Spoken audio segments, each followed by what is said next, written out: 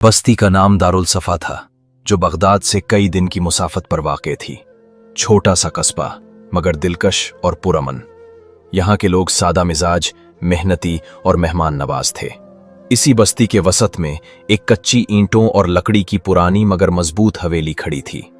ये हवेली अय्याज की थी, वही अय्याज जिसका नाम उस बस्ती के हर फर्द की जबान पर एहतराम से आता। अय्याज कभी बगदाद के बड़े ताजरों में शुमार होता था, मगर उम्र और जमाने ने अब उसे अपनी जन्म बस्ती की तरफ लौटा दिया था। उसकी दाढ़ी सफेद, चेहरा झिर्रियों से भरा हुआ, मगर आंखें अब भी उकाब की तरह तेज और रोशन थीं। अय्याज का माजी कामयाबियों और मेहनत की दास्तान था। जवानी में वो घोड़ों के काफलों के साथ तवील सफर करता, कभी खुरासान, कभी दिमिश्क, कभी कुस्तंतनिया के बाजारों तक। कालीन, खुश्क मेवाजात, इत्र, कपड़े, जो भी नायाब होता, अय्याज उसे ढूंढ कर लाता और मुनाफा से बेचता। मगर वो सिर्फ ताजिर नहीं था, वो एतमाद का दूसरा नाम था। लोग उसके सौदे बगैर लिखत पढ़त के तय कर लेते, क्योंकि सब जानते थे कि अय्याज की जबान ही उसका सबसे मजबूत एहनामा है। अब वो उम्र के उस हिस्से में था जहां इंसान अपने सफर पर नजर डालता है और सोचता है कि आगे के साल किसके सुपुर्द करने हैं। अय्याज के पास दो कीमती असासे थे, उसका बरसों का कमाया हुआ कारोबार और उसके दो बेटे सलीम और नईम। सलीम, बड़ा बेटा, 25 साल का, संजीदा मिजाज और धीमे लहजे वाला था। वो अपने वालिद के साथ ज्यादा वक्त गुजारता, गोदाम के रिकॉर्ड संभालता, हिसाब किताब दुरुस्त रखता और कारोबार के हर पहलू को समझने की कोशिश करता। इसे किताबों से खास शगफ था। अक्सर शाम को हवेली की ओपरी मंजिल के कमरे में बैठकर रोशनी में पुरानी तिजारती किताबें पढ़ता, जिनमें मुख्तलिफ मुल्कों की कीमतें, अशिया के मेयार और मुआहिदों की तफसील दर्ज होती। नईम, छोटा बेटा, 22 साल का, बिल्कुल मुखालिफ फितरत का मालिक था। शोख मिजाज, तेज बोलने वाला और नयापन अपनाने में बेचैन। इसकी दिलचस्पी चमक दमक में थी। खूबसूरत दुकानें, दिलकश इश्तिहारात, नई तर्ज की तिजारत। वो समझता था कि जमाना बदल चुका है और पुराने तरीकों से लोग पीछे रह जाते हैं। अय्याज दोनों से मोहब्बत करता था, मगर उसे एहसास था कि ये दोनों भाई फितरत और सोच में इतने मुख्तलिफ हैं कि अगर उन्हें बगैर तैयारी के कारोबार का मुकम्मल इख्तियार दे दिया गया तो इख्तिलाफ पैदा हो सकता है। एक सर्द शाम, जब खिड़कियों से ठंडी हवा अंदर आ रही थी, अय्याज ने दोनों बेटों को अपने कमरे में बुलाया। कमरे की दीवारों पर पुराने सफर के नक्शे और बगदाद के बाजारों की तस्वीरें लटक रही थीं। दरमियान में एक पुराना कालीन बिछा था और उस पर अय्याज की मखसूस लकड़ी की कुर्सी रखी थी। अय्याज ने बात शुरू की।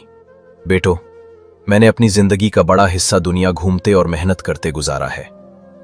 अब मैं चाहता हूं कि जो कुछ बनाया है वो तुम्हारे सुपुर्द कर दूं। लेकिन वो जरा रुका और दोनों की आंखों में देखकर बोला, ये सिर्फ दौलत नहीं है, ये एक नाम है, एक इज्जत है जो तुम्हें बचानी है। सलीम ने एहतराम से सर झुका दिया, जबकि नईम ने जोश से कहा, अब्बू, आप देखेंगे, मैं बगदाद को हमारा नाम याद करवा दूंगा। अय्याज ने मुस्कुराकर कहा, मैं चाहता हूं कि तुम दोनों अब बगदाद जाओ। वहां बड़े बाजार हैं, ज्यादा मौके हैं। अगर तुमने दिल लगाकर काम किया तो तुम्हारा नाम पूरे खित्ते में गूंजेगा। अगले दिन से ही बगदाद जाने की तैयारी शुरू हो गई। अय्याज ने अपने गोदाम से आला कपड़ों के थान, नायाब खुश्क मेवाजात और खुशबुओं के मर्तबान अलग कराए। साथ ही कुछ कीमती कालीन और तांबे के बर्तन भी शामिल किए। वो जानता था कि बगदाद में ये सब अशिया हाथों हाथ ली जाती हैं। अय्याज ने अपने एक पुराने दोस्त हकीम अब्दुल्लाह को पैगाम भेजा, जो बगदाद में रहता था और वहां के बाजारों की रग रग से वाकिफ था। खत में उसने लिखा, मेरे दो बेटे तुम्हारे पास आएंगे, उनका हाथ थामना जैसे मेरा थामा था।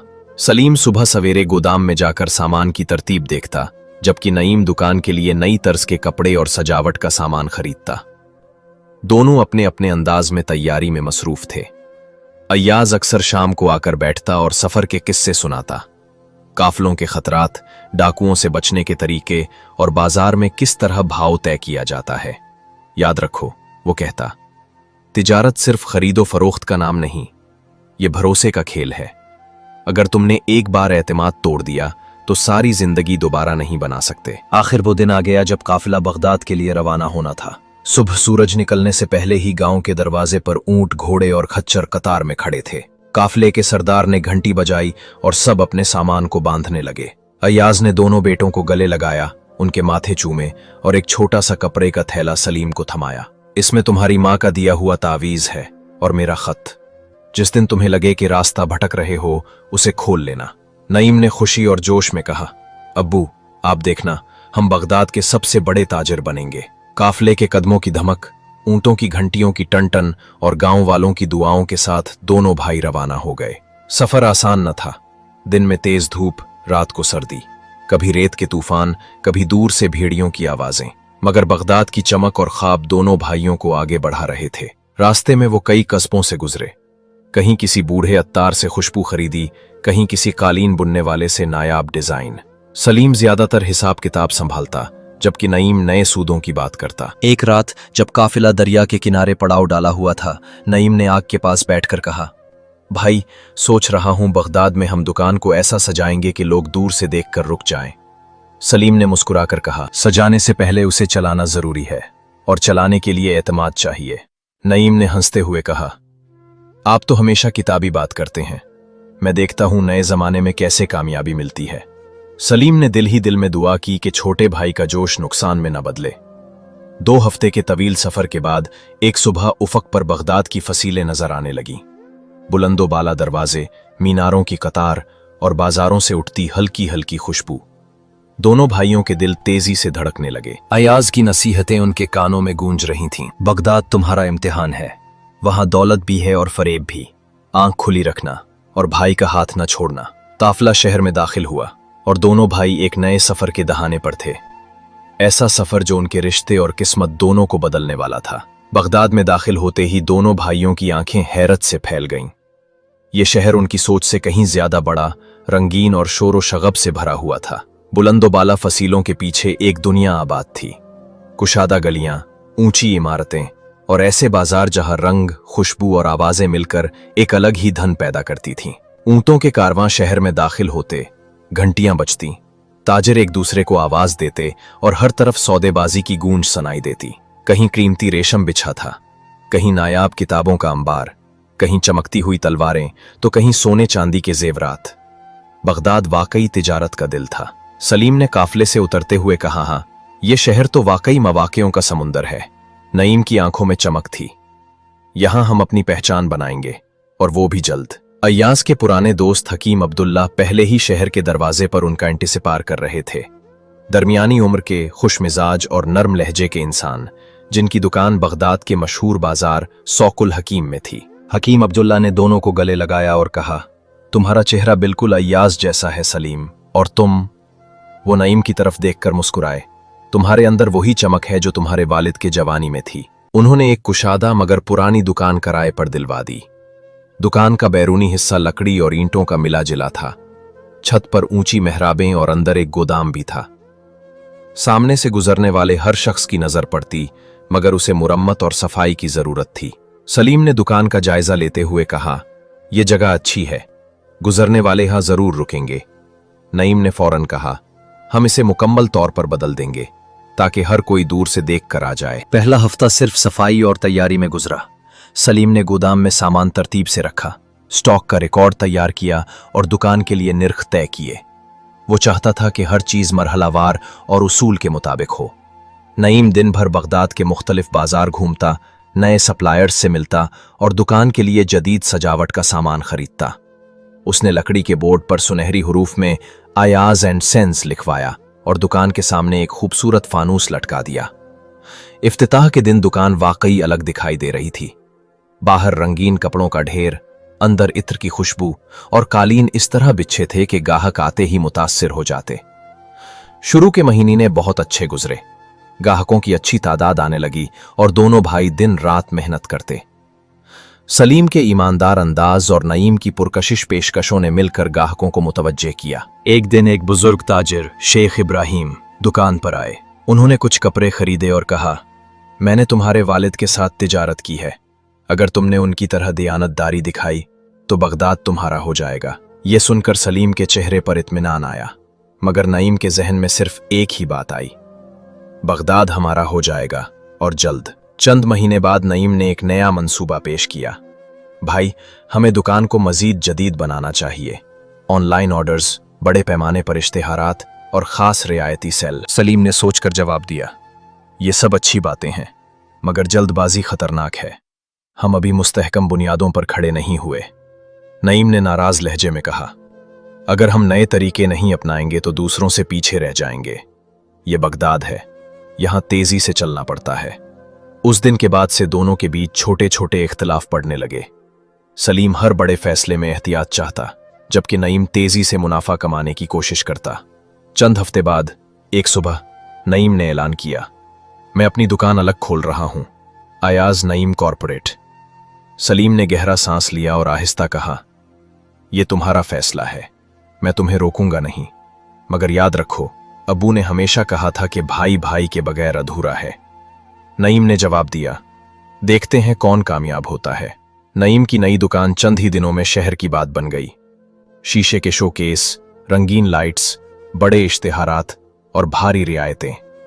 नौजवान गाहक जोक दर जोक आने लगे। वो हर गाहक से खुश अखलाकी से बात करता और तेजी से सौदा तय कर लेता। लेकिन जल्दी जल्दी में उसने कुछ गलतियां कर दी। गैर तजुर्बाकार सप्लायर्स से सौदे, मेयार में कमी और नफा के लालच में कुछ गैर यकीनी कारोबारी मुआहिदे। इधर सलीम की दुकान आहिस्ता मगर मजबूती से चलती रही।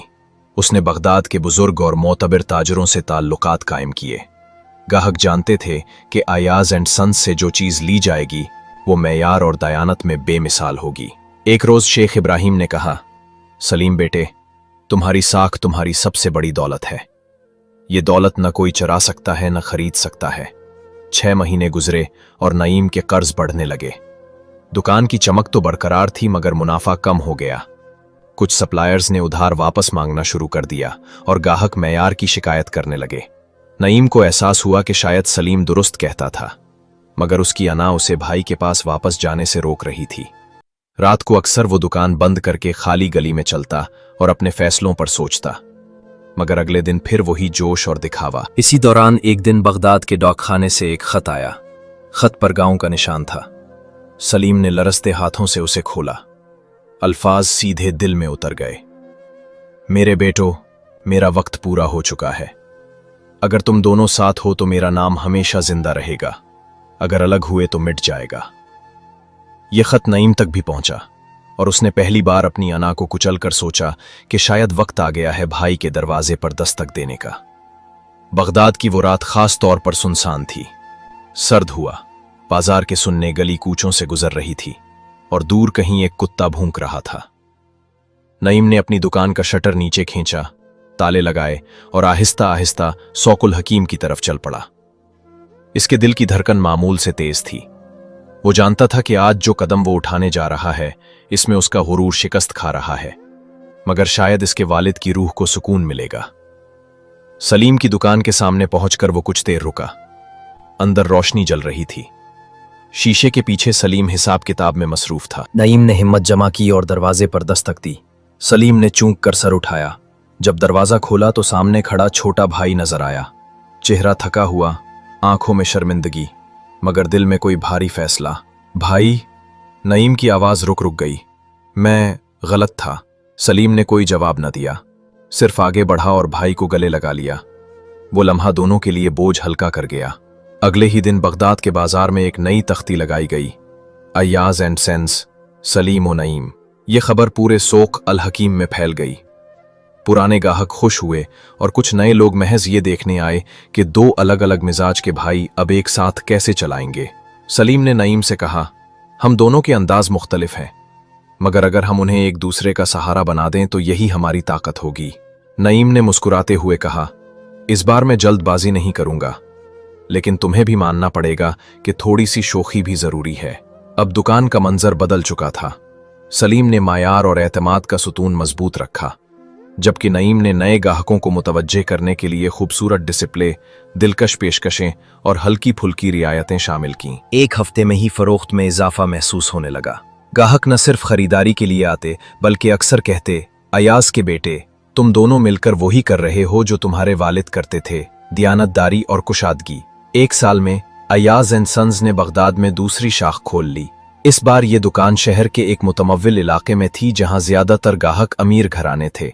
सलीम ने अंदरूनी निज़ाम और सप्लाई चेन को बेहतर बनाया, जबकि नईम ने अमीर तबके के ज़ौक़ के मुताबिक सजावट और पेशकश रखी। दूसरी शाख खुलते ही एक बड़ा मौका आया। तुर्किस्तान के मशहूर ताजिर बहराम खान बगदाद आया और उसने मसालिहों की एक बड़ी खेप पर सरमायाकारी की पेशकश की। सलीम को रिस्क महसूस हुआ, मगर नईम का इसरार था कि यह सुनहरी मौका है। काफी गौर व फिक्र के बाद दोनों ने मुआहिदा कर लिया। 6 महीने बाद यह सौदा अयाज एंड सन्स के लिए अब तक का सबसे बड़ा मुनाफा लेकर आया। इस नफा से उन्होंने तीसरी शाख खोली, जो सिर्फ कालीनों और कीमती कपड़ों की तिजारत के लिए मखसूस थी। इन बरसों में दोनों भाइयों की शादियां हो चुकी थीं। सलीम का बेटा आरिफ हिसाब किताब और माली मंसूबाबंदी में माहिर था। वो अक्सर अपने वालिद को तज्जिया और हिसाबी रिपोर्ट पेश करता। नईम की बेटी नायाब फितरी तौर पर तख्लीकी थी और ग्राहकों के साथ ताल्लुकात बनाने में माहिर।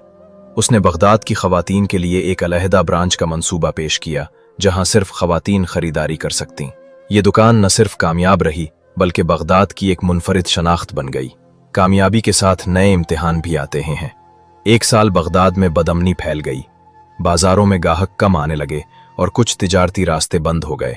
इस दौरान सलीम ने अखराजात कम किए और सिर्फ ज़रूरी सप्लाई पर तवज्जो दी, जबकि नईम ने मुख्तलिफ शहरों में आर्जी स्टॉल लगाकर ब्रांड को जिंदा रखा। यह मुश्किल वक्त दोनों के लिए एक और सबक था। कामयाबी सिर्फ खुशहाली में नहीं, बल्कि बुहरान में अपने आप को संभालने में है। एक शाम जब बाजार बंद हो चुका था, दोनों भाई दुकान के सामने बैठे थे। ठंडी हवा चल रही थी और आसमान पर चांद रोशन था। सलीम ने कहा, नईम, याद है अबू कहते थे कि तिजारत में सबसे बड़ा नफा भाई का हाथ पकड़ना है। नईम ने मुस्कुराकर जवाब दिया, हाँ, और मैंने देर से सीखा, मगर सीखा जरूर। फिर दोनों ने एक साथ कहा, अयाज का नाम हमेशा जिंदा रहेगा। कुछ बरस बाद आरिफ और नायाद ने कारोबार संभाल लिया। उन्होंने अयाज एंड सन्स को न सिर्फ बगदाद बल्कि दूसरे शहरों तक फैला दिया। काफले अब बसरा, दिमिश्क और खुरासान तक जाते हैं, और हर जगह लोग इस ब्रांड को एतमाद और मेयार की अलामत समझते। अयाज की मीरास अब सिर्फ एक दुकान नहीं, बल्कि एक उसूल थी: सच्चाई, सब्र और इत्तेहाद। कहानी का इख्तिताम बगदाद की इसी गली में होता है जहां पहली बार सलीम और नईम ने एक साथ तख्ती लगाई थी।